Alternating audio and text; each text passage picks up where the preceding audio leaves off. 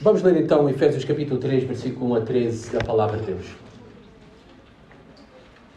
Diz assim: Por esta causa eu, Paulo, sou prisioneiro de Cristo Jesus por amor de vós, gentios. Se é que tendes ouvido a respeito da dispensação da graça de Deus a mim confiada para vós outros.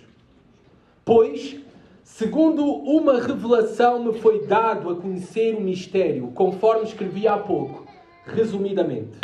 Pelo que, quando ledes, podeis compreender o meu discernimento do mistério de Cristo, o qual em outras gerações não foi dado a conhecer aos filhos dos homens, como agora foi revelado aos seus santos, apóstolos e profetas, no Espírito, a saber que os gentios são co-herdeiros, membros do mesmo corpo e coparticipantes da promessa em Cristo Jesus por meio do Evangelho, do qual fui constituído ministro conforme o dom da graça de Deus a mim concedida, segundo a força operante do seu poder. A mim, o menor de todos os santos, me foi dada esta graça de pregar aos gentios o Evangelho das insondáveis riquezas de Cristo e manifestar qual seja a dispensação do mistério desde os séculos oculto em Deus que criou todas as coisas, para que, pela Igreja, a multiforme sabedoria de Deus se torne conhecida agora dos principados e potestades nos lugares celestiais, segundo o eterno propósito que estabeleceu em Cristo Jesus, nosso Senhor, pelo qual temos ousadia e acesso com confiança mediante a fé nele. Portanto, vos peço que não desfaleceis nas minhas tribulações por vós, pois nisso está a vossa glória. Que grande texto. Sabem, eu não sou um grande consumidor de cinema, não sou um grande consumidor de filmes. Eu já o fui. Agora talvez a idade não permita eu ter essa inclinação para ver filmes. Às vezes começo a ver um filme 10, 15 minutos e fico aborrecido. Eu digo, eu posso estar a fazer qualquer outra coisa mais útil do que isto. Mas eu continuo a gostar de filmes, de vez em quando, de ver filmes, mas agora sou muito seletivo. E eu escolho principalmente biografias, ou seja, filmes da vida real, histórias reais, é o que eu mais gosto. E também gosto de um bom filme de suspense, mistério. Esses filmes são capazes de prender a minha atenção até ao final do filme. Porque estás sempre à espera de quando irá acontecer este volte-face dos acontecimentos. Sempre à espera de quem é que se irá revelar à última da hora como o mauzão, ou o impostor, o traidor, o assassino. Aquele que está agindo ocultamente e nas sombras. E que chega um momento do filme em que ele é revelado, e às vezes, muitas vezes, bem, nós já descobrimos quem é. Mas os filmes bons de suspense é aqueles que nos surpreendem e que nós, na verdade, quando é revelado essa personagem mítica ao longo do filme, nós, na verdade, ficamos espantados e dizemos, isso nunca nos passou pela cabeça, nunca pensei que seria ele ou ela, ou que iria acontecer isto ou aquilo. Bem, pensem na Bíblia, na Palavra de Deus, como um grande filme. O filme de Deus. E é um suspense todo o tempo. Mas nós conhecemos, tal como todo um filme completo, nós já temos recebido o princípio, o meio e o fim. A Bíblia, ela começa como este filme de suspense. Adão e Eva caem, e o que é que Deus agora irá fazer com a sua criação? A maldição do pecado entrou, a serpente triunfou. O que é que Deus irá fazer? E toda a Bíblia se desenrola neste suspense. É-nos apresentado vários heróis que parece que são eles que irão solucionar todas as coisas. Mas todos eles fracassam terrivelmente. O primeiro deles, Noé, que é o novo Adão. Nele até começa uma nova humanidade. O dilúvio destrói toda a humanidade e em Noé começa uma nova humanidade. E o vemos em Noé nu, bêbado, envergonhado, escarnecido. Mais um Adão que fracassou. Depois pensamos que é Abraão. Gênesis capítulo 12. E Deus faz uma promessa especial a Abraão.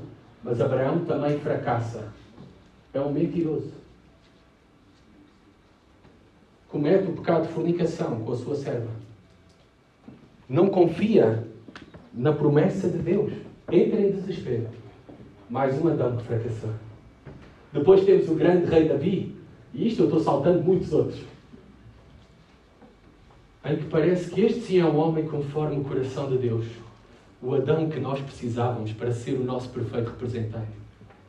Ele comete adultério e homicídio. E continua. É todo um suspense. O que é que Deus irá fazer? Sempre levantando um novo homem, até que levanta o derradeiro e final Adão perfeito, Jesus Cristo. Em Jesus Cristo é realizada uma grande obra. É, na verdade, descrito aqui naquilo que acabámos de ler, o mistério de Cristo.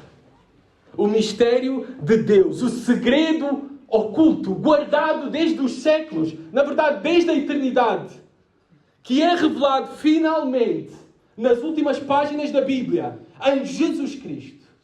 E há um mistério aqui que Paulo está a tratar especificamente. Não apenas a pessoa de Jesus Cristo, não apenas a obra de Jesus Cristo, mas a criação nova de Jesus Cristo. Uma nova humanidade. Uau, um volte-face por completo. Essa nova humanidade é a Igreja, como temos visto. E é um volte-face por completo porque vemos que Deus trabalhou desde o início com um povo somente. Israel. Mas agora, por meio de Jesus Cristo, Deus trabalha com todas as nações. A Igreja é o povo de Deus de todas as nações, de todos os povos. Deus fez um só povo em Jesus Cristo. Que grande filme este. É este filme que Paulo nos apresenta em 2 capítulos, apenas, de Efésios, de uma maneira resumida. E é este filme que Paulo, aqui no capítulo 3, diz que ele se tornou pregador, contador desta grande história. Anunciando estas boas notícias. E nós acabamos de ler, então, que Paulo se apresenta a si mesmo como este grande contador desta grande história da redenção. E também do grande mistério. Ele é aquele que é um instrumento de Deus para revelar este grande mistério que é a Igreja. Que somos nós. A união de judeus e gentios. Gentios é a palavra nações, etnos, etnias, nações. Que de todos fez um só povo. Fomos reconciliados em Jesus Cristo com Deus, mas também fomos reconciliados com o povo de Deus, uns com os outros. É este mistério que Paulo prega, que Paulo anuncia. O Evangelho, as boas notícias sobre quem é Jesus Cristo e aquilo que Ele fez para reconciliar homens com Deus e uns com os outros de todas as nações. E Paulo diz aqui nos primeiros versículos que esse é o motivo pelo qual ele está preso. E provavelmente ele escreve desde Roma e vai passar 2 anos na prisão.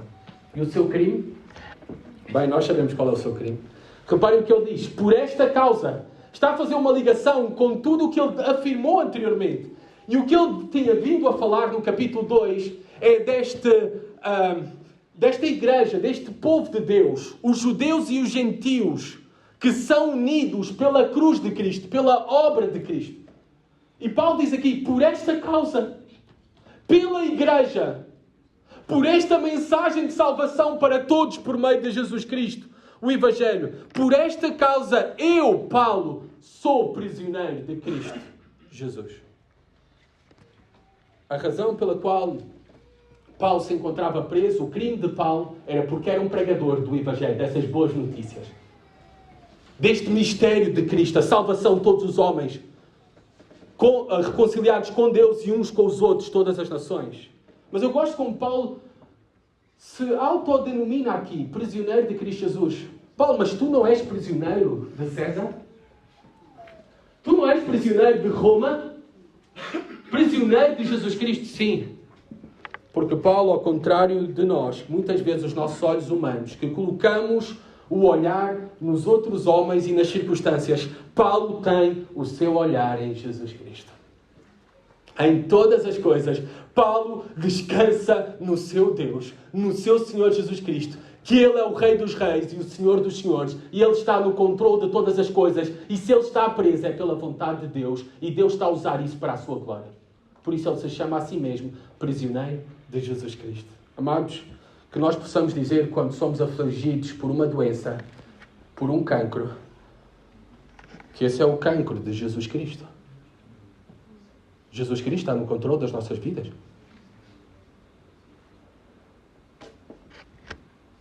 Quando a morte se aproxima de nós, de algum ser querido, que nós possamos dizer que essa morte foi pela vontade de Jesus Cristo. Ele está no controle de todas as coisas. Ele é o Rei de todas as coisas sobre a nossa vida. E há uma promessa maravilhosa em Romanos 8:28. Porque todas as coisas cooperam para o bem daqueles que amam a Deus. Essa é a nossa fé. Esta é a verdade do Evangelho para não nos desesperarmos nesta vida. Os juros da casa a subir, a inflação, desemprego, os custos da habitação. Amados, tudo isto está nas mãos de Jesus Cristo. Por isso podemos descansar nele. Nada foge ao seu controle. E nada fugirá nas nossas vidas ao seu controle. Não olhemos para os homens nem para as circunstâncias. Olhemos como Paulo para Jesus Cristo. Eu sou prisioneiro de Jesus Cristo. Paulo afirmava claramente que era por causa da igreja que ele estava preso. E mais especificamente Paulo está a afirmar por causa do amor que tenho por vocês, gentios. Ele está a falar de nós, os não-judeus. Ainda que eu disse há uns domingos atrás, não é? Que eu tinha ascendência sefaradita daqui da Península Ibérica, não é? Mas está a falar dos gentios, está bom? A minha está muito afetada. Por causa da salvação dos gentios, por causa do crescimento, da saúde, da edificação da igreja, é que Paulo era ousado. É que Paulo era corajoso. É que Paulo era fiel em pregar o Evangelho do nosso Senhor Jesus Cristo aos gentios, mesmo que isso resultasse em perseguição, em prisões, em açoites ou até morte. Porque ele veio a morrer por esta mensagem. E a razão pela qual ele foi preso, a razão pela qual ele veio a ser um mártir, foi por causa do amor que ele tinha pela igreja, pelo Evangelho e por levar este Evangelho, fazê-lo conhecido a todos os povos, a todas as etnias. Aqui devemos parar com o exemplo de Paulo, ainda estamos no versículo 1. O que é que nós temos sacrificado nas nossas vidas pela igreja? O que é que nós temos sacrificado nas nossas vidas para que outros ouçam o Evangelho? Paulo sacrificou a sua liberdade, a sua reputação, o seu conforto. Paulo sacrificou a sua própria vida pela igreja. Outra questão, talvez que nos ajuda a aplicar mais de melhor forma e de forma específica às nossas vidas, seguindo o exemplo de Paulo. Pensem comigo aquilo que nós podemos e devemos estar dispostos a sacrificar pelo amor à igreja do Senhor. Pelo amor ao Evangelho. Às vezes sacrificamos, e eu conheço histórias assim, de pessoas que rejeitam ganhar mais no outro emprego para poderem ficar e servir mais e melhor a sua igreja local. Promoções de carreira sacrificadas para servir e por amor à igreja. Que é o amor a Cristo, que é o corpo de Cristo. Pessoas que sacrificam até viver numa melhor casa, comprar uma melhor casa ou alugar uma melhor casa por amor à igreja. Sacrificar também somos chamados a nossa comodidade, às vezes até as nossas amizades, por amor à igreja. E como Paulo, às vezes até, e por que não, a nossa liberdade e a nossa própria vida. Este é o exemplo que Paulo deixa para nós. Paulo, por esta causa eu, Paulo, sou prisioneiro de Cristo Jesus, por amor de vós, gentios. E vocês dizem, esse é Paulo. Mas Paulo diz, imitai-me a mim, assim como eu imito a Cristo. A chamada é para todos nós. Versículo 2. Paulo continua e diz, se é que temos ouvido a respeito da dispensação da graça de Deus, a mim confiada para vós outros. Paulo tem a confiança que Deus lhe confiou o Evangelho. O superapóstolo Paulo se considerava apenas por estas palavras como um mordomo, um servo do Evangelho. O Evangelho da graça de Deus. Aliás, ele usa aqui um termo que é dispensação. Este termo é oikonomia, que é de onde vem a nossa palavra economia, administração. Paulo se considerava como um servo, um administrador daquilo que lhe tinha sido confiado. Esta mensagem lhe foi confiada e, por extensão, amados irmãos, foi confiada a nós. A igreja é a coluna e baluarte da verdade. A igreja deve pregar a mensagem do Evangelho. E não apenas ser um arauto do Evangelho, mas deve ser uma guardiã do Evangelho. Ou seja, que o Evangelho que nos foi entregue possa ser proclamado fielmente, sem adulterações. Porque a mensagem não é nossa. Paulo diz que recebeu isto da parte de Deus, é a mensagem de Deus. Ela não é nossa, por isso não temos direito a mudar a mensagem. Só nos é pedido que possamos transmitir a mesma fielmente. Doa a quem doer, ofenda quem ofender, nós temos que pregar fielmente a palavra de Deus, conforme nos foi confiado. E foi primeiramente confiado, Paulo destaca aqui, aos apóstolos.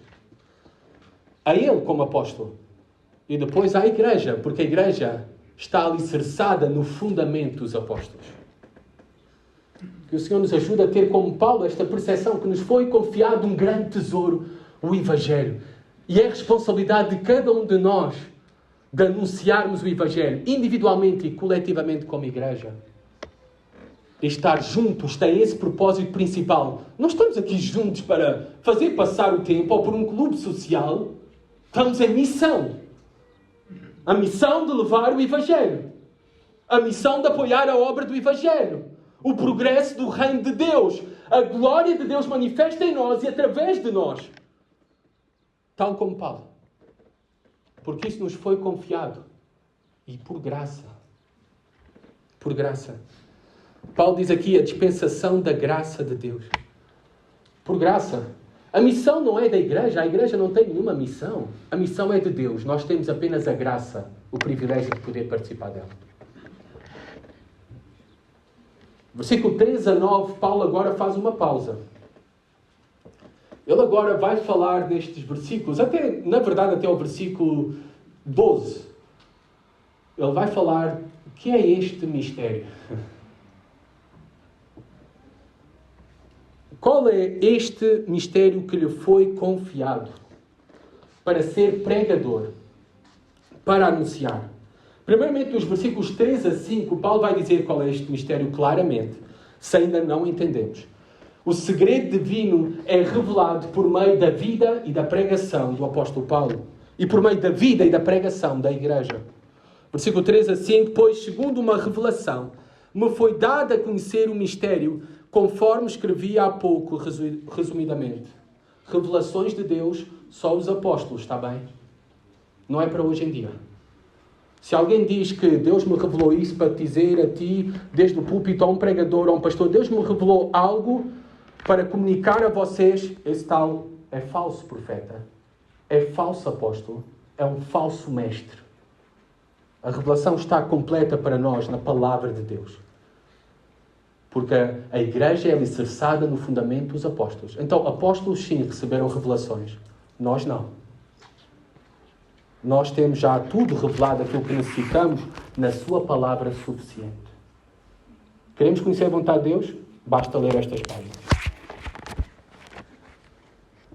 Paulo faz então, nos primeiros 2 capítulos, relembremos, Pelo tempo não podemos ir lá outra vez.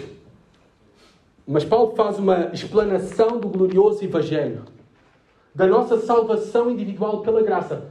Deus nos escolheu antes da fundação do mundo, nos separou para Ele e para os seus propósitos. A salvação foi aplicada por meio da obra de Cristo e confirmada por meio do Espírito Santo que habita em nós. E Paulo, depois no capítulo 2, fala que a Igreja é esta nova humanidade, este novo povo de Deus, judeus e gentios, unidos como um só povo, por meio de Jesus Cristo, por meio da cruz. E é este último facto que Paulo vem falando, anterior a estes versículos, que é um mistério. É um mistério de Deus. A união de judeus e gentios num só povo. A Igreja é o mistério de Deus oculto desde sempre. Desde a eternidade. Desde os séculos. E que agora é revelado, e foi revelado por meio da pregação dos apóstolos e por meio da constituição da Igreja, tal como vemos nas primeiras páginas de Atos. Agora, esta tradução mistério no português não nos ajuda muito. Nós pensamos em mistério como um código secreto. Uma mensagem que tem de ser decifrada. Um mistério que é apenas para alguns. Não, esta palavra apenas significa, no original, no grego, revelar algo que estava oculto. Trazer à luz. Revelar. Imaginem como no teatro, numa peça de teatro, as cortinas estão fechadas e quando elas se abrem, revelam o que está por detrás das cortinas. Todo aí o cenário, as personagens. Bem, é esta a ideia que Paulo está a usar aqui, desta palavra mistério. É revelação de Deus e da sua vontade. Deus decidiu revelar, através dos apóstolos, por meio, obviamente, de tudo fundamentado e consumado na obra de Jesus Cristo, a Igreja. A Igreja agora é a revelação visível da obra de Cristo, dos mistérios de Cristo. Ou, na verdade, do mistério de Cristo, como ele o chama no versículo 4. Pelo que, quando ledes, podeis compreender o meu discernimento do mistério de Cristo. A Igreja é o mistério de Cristo. Nós somos a revelação da glória de Deus. A Igreja reflete a glória de Cristo. É o mistério de Cristo. O mistério que estava oculto desde sempre. O plano de Deus foi abençoar todas as nações. Desde sempre o plano de Deus foi redimir todas as nações. De todas as nações, homens e mulheres. Versículo 5. Paulo fala que este mistério ele esteve em outras gerações passadas. Não foi dado a conhecer aos filhos dos homens com clareza. Estava lá nas páginas, estavam promessas. Já vamos ver elas, já vamos ler no Antigo Testamento. Mas não com clareza, não podiam entender em toda a sua dimensão. Mas agora é dado a conhecer, foi revelado, parte final do versículo 5, foi revelado aos seus santos apóstolos e profetas no Espírito. Primeiramente foi revelado aos apóstolos e profetas pelo Espírito Santo. Por isso temos as Escrituras para nós, a revelação de Deus para nós, mas que não vem dos homens, vem do Espírito Santo, que os inspirou e os guiou e soprou neles a revelação de toda a vontade de Deus, de todo o conhecimento de Deus. Apóstolo, esta palavra, etimologicamente, a palavra em si se refere a alguém que é enviado por alguém. Um apóstolo é alguém que é enviado, comissionado por alguém. Então, por certa maneira, até podemos dizer, por exemplo, pensando, quando uma igreja reconhece missionários e os envia para o campo missionário, até podemos dizer, no significado da palavra etimológico, que eles são apóstolos, enviados, comissionados numa missão. Mas, obviamente, agora, não usem este termo, porque este termo é usado hoje em dia para um título. E no contexto bíblico que nós vemos nas Escrituras, os apóstolos se referem apenas a um grupo específico de homens que foram ensinados ou obteram revelação direta de Jesus Cristo e foram investidos de uma especial autoridade pelo próprio Senhor Jesus Cristo. E esse foi um grupo muito selecto e restrito de homens. Não existe apóstolos hoje em dia. Não existe. De acordo aos parâmetros bíblicos, não existe apóstolos. E é impossível que exista apóstolos. Porque foi um grupo restrito de homens que, na verdade, foram o fundamento da igreja. Profetas. Um profeta é alguém que fala em nome de outro. Neste caso, profetas são aqueles que aqui são chamados, que falam em nome de Deus. Hoje em dia, um pregador seria corretamente considerado como um profeta, porque nós às vezes pensamos num profeta como alguém que revela acontecimentos futuros. Não, apenas revela a palavra de Deus. Fala em nome de Deus. E é isso que deve um pregador fazer. Se vocês veem algum pregador a falar algo que não está conforme as Escrituras, nós temos como responsabilidade não os ouvir. Por muito que sou bonito, agradável, eloquente, ele não é um profeta de Deus. Um profeta de Deus fala em nome de Deus, a palavra de Deus. Versículo 6.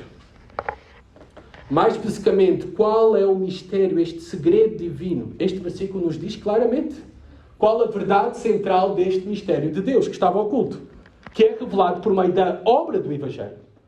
A saber, que os gentios são co-herdeiros, membros do mesmo corpo e co-participantes da promessa em Cristo Jesus por meio do Evangelho. Então reparem, qual é este segredo divino? A saber, três coisas. Primeiramente, que os gentios são co-herdeiros. Ou seja, um herdeiro é que tem participação numa herança. Este mistério é que nós temos parte da mesma herança que o povo de Israel tinha. Das promessas para Israel, nós temos parte dessas promessas de salvação, de redenção. Os judeus não são mais especiais do que nós, ou mais importantes do que nós. Se na verdade nós fomos salvos em Jesus Cristo, pelo Evangelho, judeus e gentios estão em pé de igualdade diante de Deus. Os gentios não são mais, por outras palavras, os parentes pobres. Nós temos os mesmos direitos. Há uma nova aliança agora por meio de Jesus Cristo. Isto é importante dizer, porque eu vejo no mundo evangélico uma especial, parece até idolatra ao povo de Israel. Eu amo Israel. Um dos meus sonhos da minha vida foi visitar Israel. Eu oro pela nação de Israel, pela salvação da nação de Israel. Eu ainda creio que Deus tem um propósito especial, de acordo às Escrituras, para aquela nação. Mas eu oro também pela salvação de todas as nações. E eu não os vejo com vantagem em relação a nós. Na verdade, pelo contrário. Vejo eles longe e separados de Deus, da verdade de Jesus Cristo. A salvação não é apenas para a nação israelita, é para todas as nações. Deus não faz acepção de homens, por isso nós também não devemos fazer acepção de homens. Dentro da igreja, o maravilhoso é olhar para aqui, há várias nações representadas. Não devemos fazer exceções de nações, etnias, povos, línguas. Somos um em Cristo. A nossa primeira identidade é do Reino de Deus. Não é a portuguesa. É por isso que nestas instalações não está aqui a bandeira de Portugal. Porque a igreja é para todas as nações.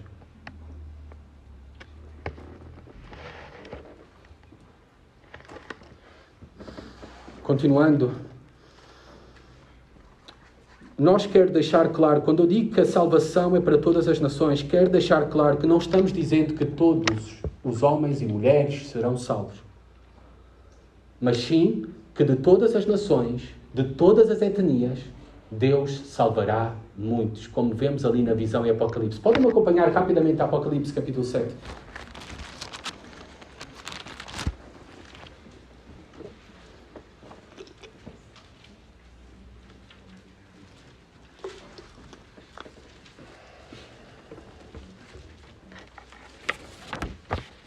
Deus salvará homens e mulheres de todas as nações. Não vai fazer exceção de homens, de povos, de etnias.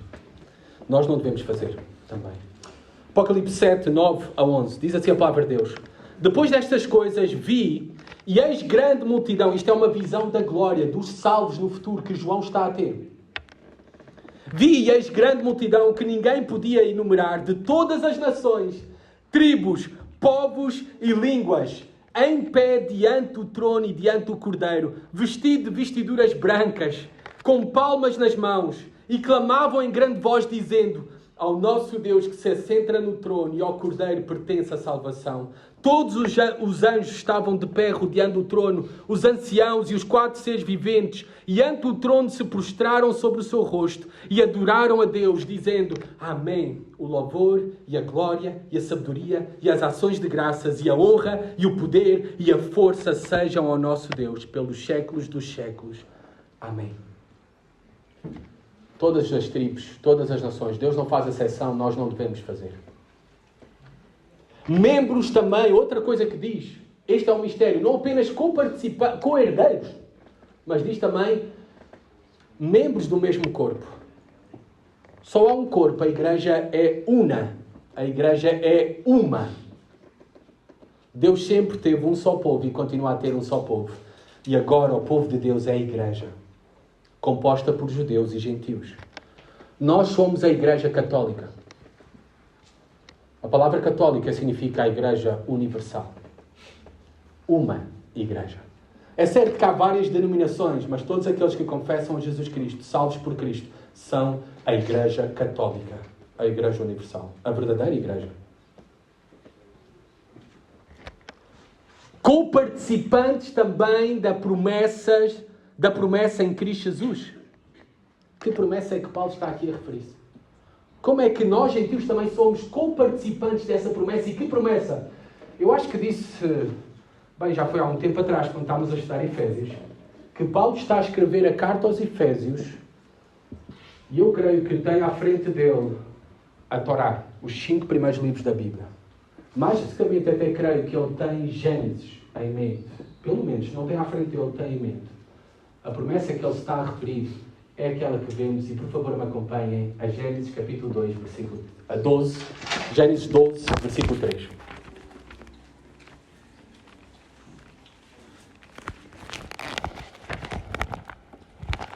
Esta é a promessa que Deus iria salvar todas as nações, abençoar todos os povos e todas as tribos. Gênesis 12, 3 diz assim a palavra de Deus: abençoarei os que te abençoarem e amaldiçoarei os que te amaldiçoarem. E nós paramos por aqui, bem? Isto é o povo de Israel, Abraão, os descendentes de Abraão. É eles que está esta promessa. Mas reparam, o texto não termina aí. A promessa não é apenas de bênção para Israel. Como é que o texto termina? Em ti, Abraão, serão benditas todas as famílias da terra. Como é que isso se torna possível? Que todos os povos da terra seriam abençoados em Abraão por meio do descendente de Abraão, Jesus Cristo, que iria salvar e redimir todos os povos, de todos as tribos, de todas as nações, homens e mulheres para Ele. Co-participantes da promessa em Cristo Jesus. Esta promessa foi cumprida.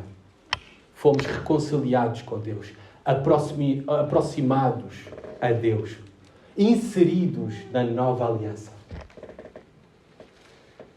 E Paulo diz, voltando a Efésios, por favor, versículo 7, que é deste mistério, este mistério sobre os gentios, sobre a igreja, que somos co-herdeiros das promessas de Deus, que somos co-participantes, que somos membros do mesmo corpo, que Ele se tornou servo desta mensagem do Evangelho. Versículo 7, reparem. Do qual fui constituído diáconos. É a mesma palavra para diácono. Do qual fui constituído ministro, servo, conforme o dom da graça de Deus, a mim concedida, segundo a força operante do seu poder. Paulo referia-se a ele mesmo, primeiramente, como um servo, como um diácono. Não se referia a ele primeiramente como apóstolo. Nas suas cartas ele primeiro se refere a ele como servo de Cristo. Como diácono do Evangelho. E reparem o que Paulo diz aqui no versículo 7.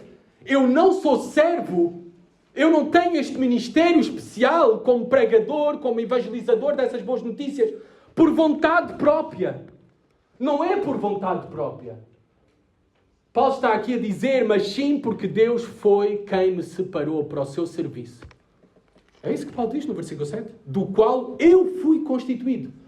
O verbo está numa ação de tempo passivo. Ele está a receber isso. Ele foi constituído. Ele não se fez constituído. Não se fez ministro. E isso tudo foi conforme o dom da graça de Deus, a mim concedida, segundo a força operante do seu poder. Eu gostei muito do que eu li do pastor John MacArthur, comentando este texto. E quem tem a Bíblia de John MacArthur vai ver no comentário a este versículo o que ele colocou. Eu gostei muito e passo a citar. Nenhum homem pode fazer a ele próprio ministro, servo. Porque o chamado, a mensagem e o poder para o genuíno ministério para Deus e por Deus são privilégios que somente Ele pode conceber. E que são confirmados pela Igreja. Não são iniciativas individuais. Além de reconhecer que ele foi servo pela vontade de Deus, ele também reconhecia que tudo aquilo que ele era e fazia era somente pela graça e o poder de Deus. O que é que ele diz aqui neste texto? Conforme o dom da graça de Deus, a mim concedida, segundo a força operante do seu poder, Deus fez coisas extraordinárias com Paulo, através de Paulo, com o ministério de Paulo, mas tudo foi de acordo à sua vontade e foi feito não por causa de Paulo, mas foi feito pelo poder de Deus. Nós nos esquecemos disso. Por isso é que quando Jesus Cristo fala daquela parábola de que uns produzirão fruta 30, 60, 100, isso é pela vontade de Deus e pelo poder de Deus. E por isso é que é diferente.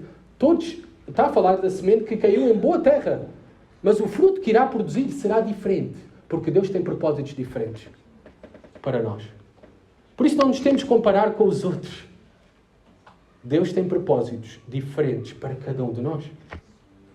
E tudo acontece nas nossas vidas unicamente pela graça de Deus, porque não merecemos nada. O que merecemos é a morte e o inferno. Tudo o resto é graça. Na igreja, Paulo, ele foi usado grandemente por Deus pela graça e pelo poder de Deus, não por causa de Paulo ou de quem era Paulo. Por isso é que Paulo, numa das suas cartas aos Coríntios, ele diz, na igreja uns plantam, outros regam, mas é do Senhor que vem o crescimento. É do Senhor.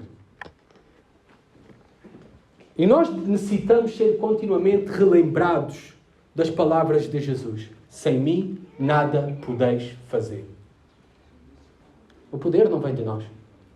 O poder vem de Deus. E Paulo tinha isto bem claro. É por isso que no versículo 8, repara a imagem que Paulo tinha dele próprio. A mim, o menor de todos os santos, me foi dada esta graça de pregar aos gentios o evangelho das insondáveis riquezas de Cristo. Como é que é, Paulo? Tu te consideras o menor de todos os santos? Santos é uma referência aos cristãos, àqueles que foram separados para Deus e para os seus propósitos. Paulo, se tu és o menor, o que é que eu sou? Ele, noutra das suas cartas, em 1 Timóteo, capítulo 1, versículo 15, ele ali se considera o pior dos pecadores. Em 1 Coríntios 15, 9, Paulo considera-se o menor dos apóstolos. E a maioria do Novo Testamento foi escrita por Paulo.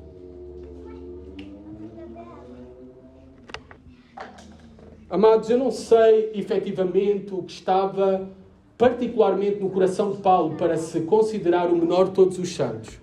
Talvez pode até ter pensado por ter sido um perseguidor implacável da igreja, matou outros cristãos. Talvez por considerar que ele era o menos importante dos apóstolos porque foi o último a ser escolhido. Mas eu creio que é outra coisa completamente diferente. É que Paulo era um homem cheio do Espírito Santo.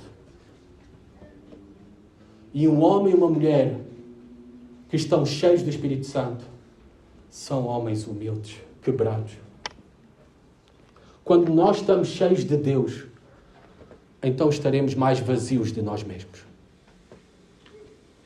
Quando nós abraçamos verdadeiramente o glorioso Evangelho da graça de Deus, ao nos alcançar, ao nos salvar, que se aproximou de nós, quando não nos devia nada a nós, quando não merecíamos nada. Então, quando estamos diante deste glorioso Evangelho e pensamos no mesmo, na verdade, todos nós nos devemos considerar, como o apóstolo Paulo, pequenos e miseráveis pecadores. O pior de todos. Um puritano, estes santos homens e mulheres que viveram originalmente em Inglaterra e que se espalharam, homens consagrados ao Senhor, tinham as Escrituras como algo bem sério, mas também viver as Escrituras. Eles saíam dos cultos, iam para a sua casa e o almoço, o passatempo deles, durante o domingo, era rever o sermão e como aplicar o sermão às suas próprias vidas, ao seu próprio casamento, aos seus filhos. E um puritano, certa vez, comentou estas mesmas palavras de Paulo, afirmando o seguinte: eu não estou contra a gramática de Paulo aqui neste versículo. Disse ele. Eu estou sim contra ele ter se incluído no meu lugar. Ter se incluído no meu lugar. Diante do glorioso Evangelho, quando estamos cheios de Deus, temos de estar vazios de nós mesmos. E, na verdade, podermos ver o quão grande é o nosso Deus e o quão miseráveis nós somos. Quanto mais bebermos do Evangelho, mais Deus será maior para nós e nós mais pequenos. Hoje falava ao pequeno almoço com as irmãs que tiveram a oportunidade de ir a Sevilha, com a Rita e a Melissa, e que estavam fascinadas com tudo aquilo que viveram, já vamos ter a oportunidade de ouvir, e disseram que estudaram um texto daquela mulher, não é, que oferece todo o perfume, derrama todo o perfume ao Senhor. Quantos sermões é que vocês ouviram centrados naquela mulher, na ação daquela mulher? Quando o texto não está a apontar para aquela mulher, nem para a ação daquela mulher, mas para quem recebeu aquela oferta, o único que é digno do mais valioso de todas as coisas, da mais alta adoração, Jesus Cristo. E eu disse assim, sabem porque é que é esses sermões? Porque estão cheios de homem. Cheios de homem. E o que a igreja precisa é voltar ao Evangelho para estar cheia de Deus e deixar de pregar centrada no homem. Temos de prosseguir. Me foi dada esta graça de pregar a palavra, no original é evangelizar. Paulo tinha claro que não era um pregador pelos seus méritos, talentos, dons ou diplomas. Não são os teus méritos, a tua capacidade, a tua oratória, os teus diplomas que te fazem pregador, evangelista, ministro, servo do Evangelho. Não, não. É a graça de Deus. Nós devemos relembrar-nos disto, amados irmãos. Nós não somos melhores do que aqueles que estão lá fora. E se há algo melhor em nós, é pela graça de Deus, não é por nós. Se há algo de bom em nós, é Jesus Cristo. Eu tenho que me relembrar a cada domingo, também eu como pregador, que é uma graça estar aqui diante de vocês para anunciar o Evangelho, para pregar. E que somente é possível pela graça de Deus. Há homens muito melhores do que eu e muito mais capazes do que eu. Somente pela graça. Eu sou um miserável pecador que prega e anuncia o Evangelho, o mesmo que eu preciso para a minha própria alma. Eu não sou muito inteligente, não sou um mestre da oratória, não tenho grande carisma, custa muito até escrever. A minha professora de português, Matilde, sabe disso. Eu nem falo corretamente o português. Mas Deus, pela sua graça, me separou para manifestar na minha miséria e fraqueza a sua glória. E também a ti. É chamada para todos nós. Evangelizar é chamada de todos os cristãos e de toda a igreja. Como o meu amigo pastor Diego Lopes, já esteve aqui a pregar na igreja, diz: evangelizamos para plantar igrejas e plantamos igrejas para evangelizar. Essa é a nossa chamada, essa é a nossa missão. E o que é que temos recebido? Paulo fala aqui no versículo 8: nós temos recebido e é requerido de nós anunciar o evangelho das insondáveis riquezas de Cristo. Esta palavra insondáveis, inescrutáveis, o evangelho, ele é mais do que suficiente para nós. Ele é inesgotável. É um tesouro incalculável. É por isso que durante milhares de anos sermões e sermões são pregados e a palavra é viva e continua viva e nova, e alguém escreve um livro novo sobre algum comentário bíblico, porque é inesgotável o evangelho. Não precisamos de outras coisas. Apenas o que a igreja precisa é pregar a Bíblia. Não de outras filosofias. A palavra de Deus é esse tesouro inesgotável. O que precisamos nas nossas vidas é do evangelho. Reparem que na nossa sociedade e na nossa geração temos as melhores condições de saúde que alguma vez houve na história. Temos as melhores condições de educação que alguma vez houve na história. Temos as melhores condições e oportunidades de alimentação, medicação, tratamentos, clínicas de psicologia, de psiquiatria. Mas cada vez mais o que tu vês é o crescimento da desesperança e do desespero. O aumento de casos de depressão e de ansiedade. Sabem porquê? Porque o que este mundo precisa é do evangelho. É o evangelho que precisa. O homem tem procurado saciar-se em cisternas rotas que não podem dar água. O evangelho tem a água viva, o pão da vida, que é Jesus Cristo para a alma do homem. Versículo 9. Manifestar, iluminar. O evangelho ilumina, é a luz nas trevas. Este mundo jaz nas trevas e o que precisa é da luz de Deus. Amados, como o Sproul, num dos seus livros das crianças, já não está ali. Ele diz para as crianças nessa história: não pensemos somente que há pessoas com medo do escuro. Há pessoas também com medo da luz. Por isso é que há pessoas que se afastam do evangelho de Deus. Há pessoas com medo da luz. Nós estamos para manifestar a Deus, a igreja. Que gloriosa missão. Somos representantes de Deus aqui na Terra. Versículo 9. Deus que criou todas as coisas. Deus é o criador do universo material. Nós cremos na Bíblia, nas Escrituras, aquilo que diz que Deus criou todas as coisas e sustenta todas as coisas. Mas Ele também é o criador do tempo e do espaço, das criaturas invencíveis, e Ele é o criador da igreja. A igreja é uma obra de Deus. Amados irmãos, se tu atentas contra a igreja, estás a atentar contra a obra de Deus. É algo muito sério. A obra mais sublime criada por Deus, sabem qual foi? A igreja. Pois uma coisa é criar do nada, como foi ao início, criou do nada. Outra coisa é criar algo bom e maravilhoso, de algo corrompido, mau e perverso, como Ele fez em nós. É como criar um Fiat com perda total e de um Fiat que foi dado perda total, criar um Ferrari. Ilustração pobre, mas é mais ou menos isso, que é a igreja, que somos nós. Ele termina, versículo 10 a 12...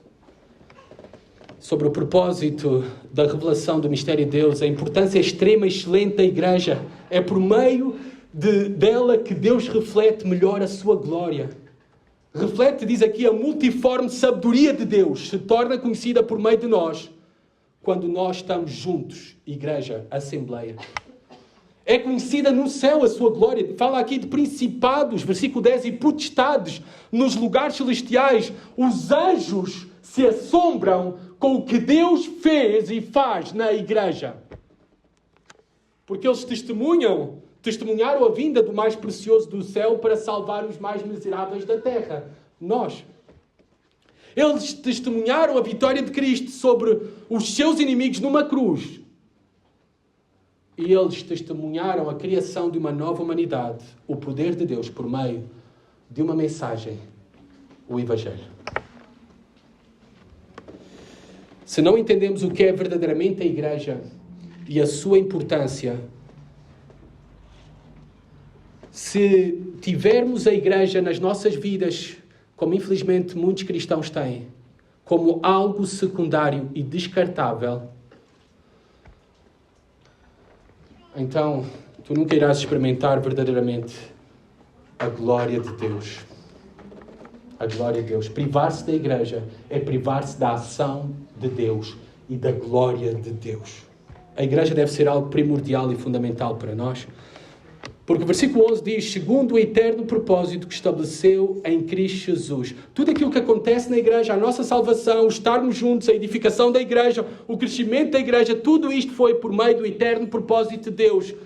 Como Samuel Pérez Mijo, um pastor, um teólogo espanhol, diz, antes de Deus dizer, seja a luz, Deus disse, seja a cruz. Tudo fazia parte do propósito eterno de Deus. Por meio de Jesus Cristo, este plano inimaginável de criar uma nova humanidade. Versículo 12 e 13 termina Paulo, pelo qual temos ousadia e acesso com confiança mediante a fé nele. Portanto vos peço que não desfaleçais nas minhas tribulações por vós, pois nisso está a vossa glória. Paulo diz que a nossa ousadia, reparem, não é falta de respeito aqui. Ousadia é apenas aproximar-nos de Deus sem medo, com confiança, porque nós somos aceitos, não por nós, por Jesus Cristo.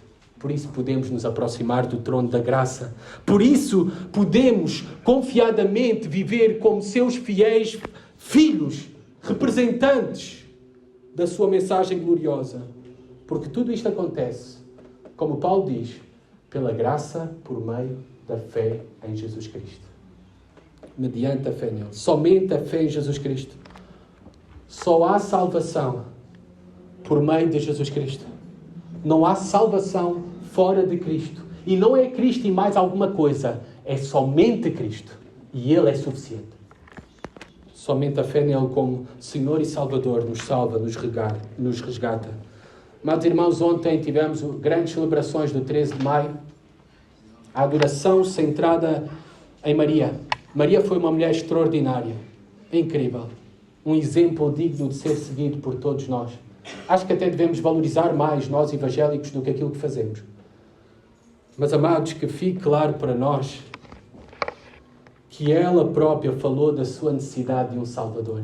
Que ela própria, ao longo da sua vida, temos isso relatado nos Evangelhos, apontou para Jesus Cristo e para obedecer a Cristo. Maria não pode curar. Maria não pode salvar.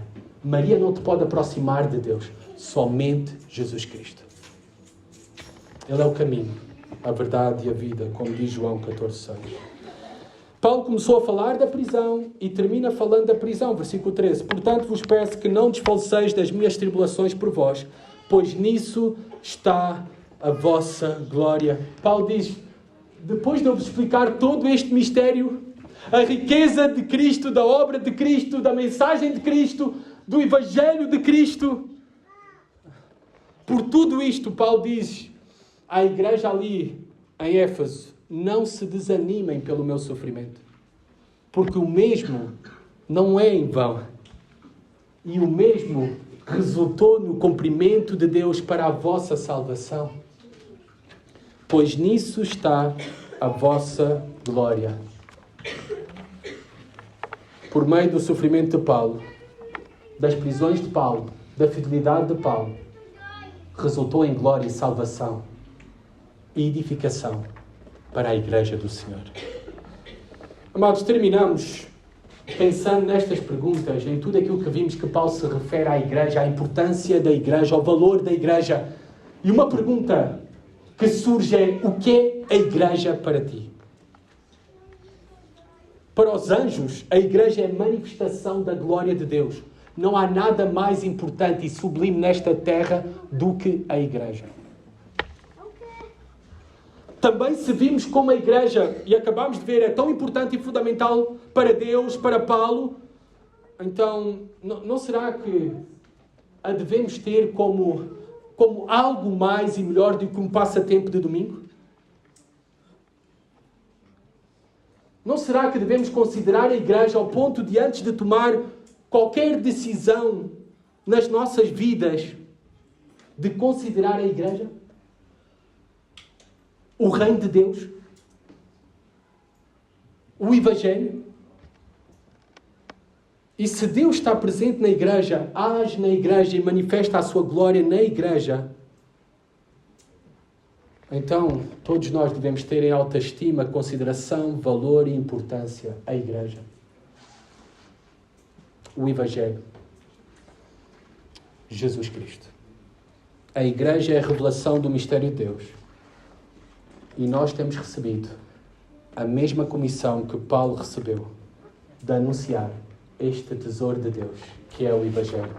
Amados, esta é a nossa maior missão. Este é o alvo principal das nossas vidas. Igreja é glorificar a Deus, anunciando o Evangelho juntos. Senhor, que ajude-nos, Pai, a viver para a Tua glória fielmente, anunciando e vivendo o Teu Evangelho, manifestando e refletindo a Tua glória. Dar-nos um amor por Ti maior, sermos cheios de Ti, Senhor. E também um amor, Pai, maior pela Tua igreja. Ajuda-nos a ter em alta estima a igreja, Senhor, em alto valor, porque Tu, Senhor, a tiveste em alta estima e em grande valor ao entregar o Teu Filho por ela. No nome de Jesus. Amém.